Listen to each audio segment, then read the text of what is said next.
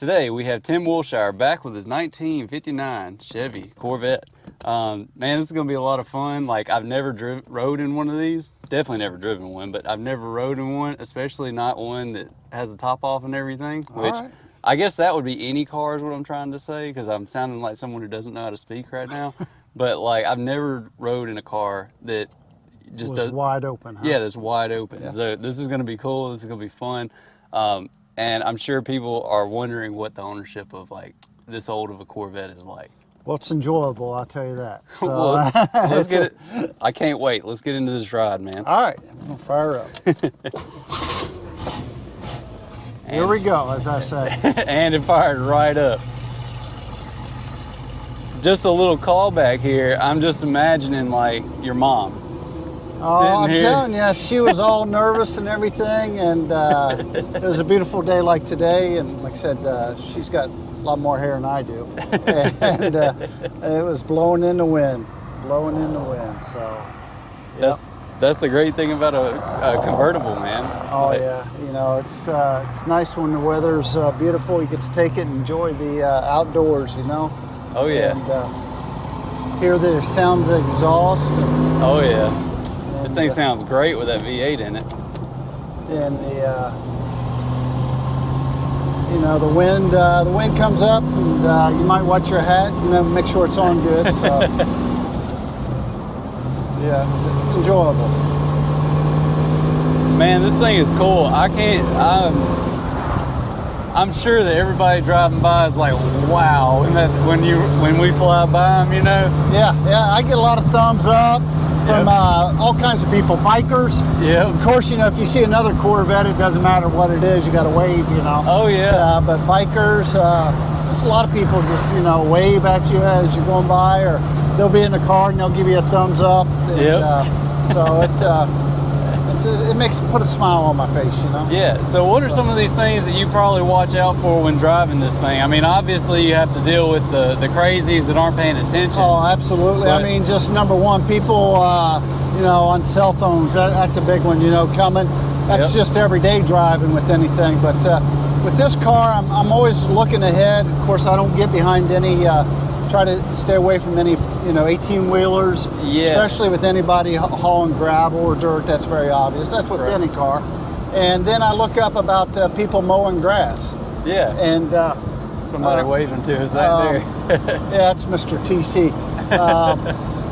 But you know, mowing grass, you know, because, you know, as you mow grass, you can throw it out the side. Yeah. So a lot of people, unfortunately, throw it in the road. And you got to be careful of that. So I'll look, if somebody's mowing, I'll swing around them, or I'll slow down till they make a turn, you know, where it's being discharged somewhere else. Yeah, try not to get it blown towards your car. Yeah. I know in our interview you mentioned that there was a guy that you had met at one point that had a rock come up in his fender well. Like, how do you handle, like, you know, just spotty roads? Well, I try, you know, just like anything else, I'm looking ahead and see any potholes or anything like that, and I try to avoid that. And the closer the edge to the road you are, the more rocks and debris you're going to have. So I try to avoid that if all possible. Right. So try to stay more towards that line. There's a quick story. I got a 1968 Corvette. Yeah. And my daughter and I went to a car show in Huntsville, and as we were coming back, she was following me. And I ended up actually throwing a rock in my own windshield. Oh. So, you know, and she wasn't that close. She was about 6 cars back, but it actually somehow just bounced and got it right in the driver's side. Oh, so, man. But that's, you know, that's life. Yeah, stuff happens. I mean, stuff does happen. But, you know, I'm just looking ahead. You know, you got to be a very offensive driver, you know, not just defensive, but often you got to make the moves and look ahead. And so I'm looking at the road. If there's any bad spots, I'll make sure nobody's trying to pass me, and swing on over. So there was something there. It's going to come back to me. I blanked on it. You're having a Tim moment, aren't you? Yeah, I'm having a Tim moment. Yeah. You said it, not me. Yeah, you know, they say the memory's the second thing to go when you get old. You know what the first is? I forget. Oh man. Yeah. So anyhow, but we're going to go on up here and make a right and go up here by a little high school up here, and then probably turn around. Yeah, that's Right. perfectly good. So, what about when you have inclement weather? What do you do then? Like, Oh, you know, this, you know, I don't get the car out, I'll be honest. If I know it, no. well, just maybe not inclement weather that's known, but let's say weather that just comes out of nowhere. Because we live in Alabama, you know, Yeah, so yeah, the well- weather kind of does what it wants to do. The first thing I'm gonna do is pull over and get this top up, you know, and luckily I've never encountered any bad weather, so, Yep. you know, but I get the top up because, you know, if it's raining, it's gonna be bad in here. Right. So, and then if I could, I'll be honest, I'd try to find an overpass or something and get up underneath an overpass. Just stop. Yeah, you know, Okay. even, you know, the rain's not going to hurt the car, but nobody likes to drive in the rain and Yeah. stuff. But biggest thing is getting the inside protected. So I went to a car show last weekend, and it was mist. Yeah. And, you know, I didn't put the top up, and somebody said, why didn't you put the top up? I said, it's just mist, you know, you wipe it off and done, you know, but Yeah. it's a whole lot different than a downpour, you know. Right. Yeah, so. Right. That reminds me of some of the shows I've been to, and it starts like misting, and it's Yeah. like, well, let me roll up the windows, you know. Yeah. A little bit different when you have to like, let me put the top up, Yeah, you know. you know, like I said, this was a hardtop only car, and I converted it to a convertible, and Yeah, for so- that reason, it takes, you know, So 3-4 minutes for me to put the top up. So you do have a top though, Oh. which is the thing, Yeah, you know. it's right. Located I wasn't right aware of there. that, or I might have missed it, or gleamed over it in the when I was preparing to come back today, because I rewatched your video to know about your car. Yeah, yeah. There's a top right up underneath that deck lid, so Okay. it takes 3-4 minutes. It's not hard. It's So there if you need it though. Absolutely, and that's one thing about the any convertible.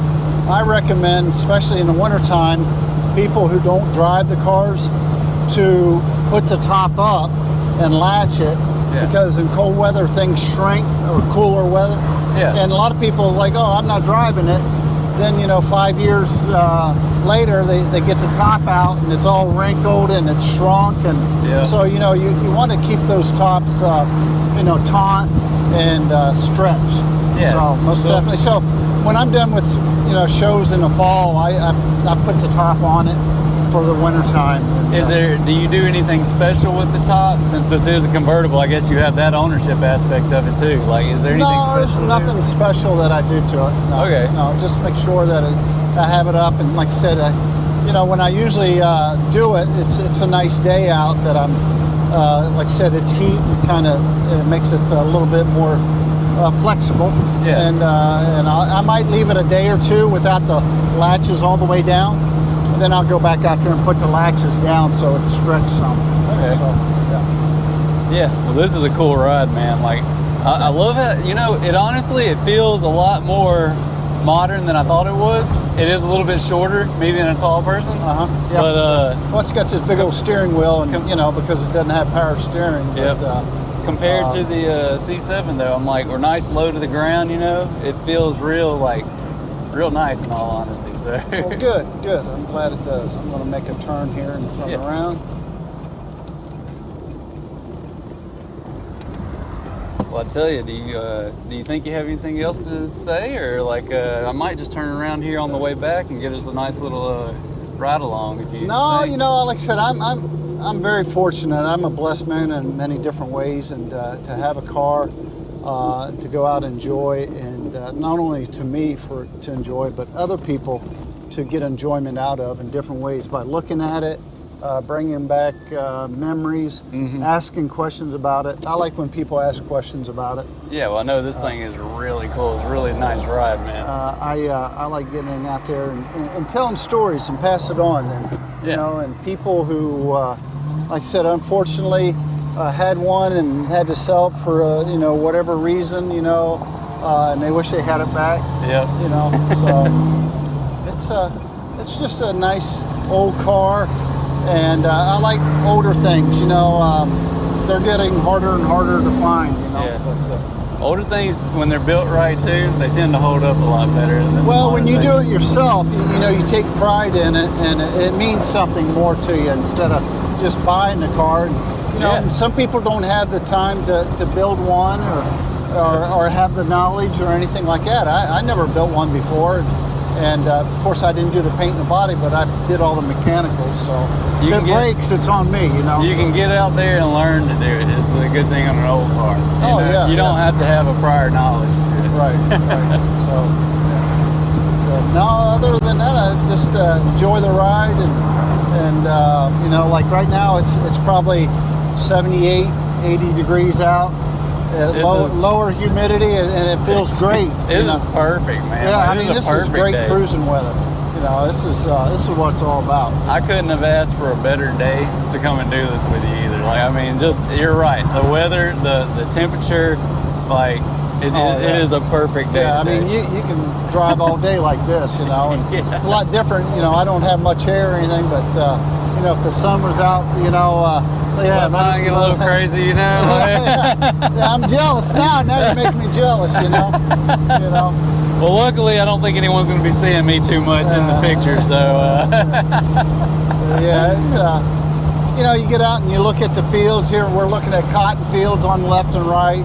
Yep. You know, up here is a cornfield. You know, I got cow pastures out to the left of me. You know, and you smell the country air, and it's just really enjoyable. You know? Oh yeah. You know, it's yeah. A lot of people don't understand that. Which, you know what I'm gonna do? I'm gonna turn this around here, and we're gonna let the viewers just enjoy this, and anything after this point, it'll be between us. So. Yeah.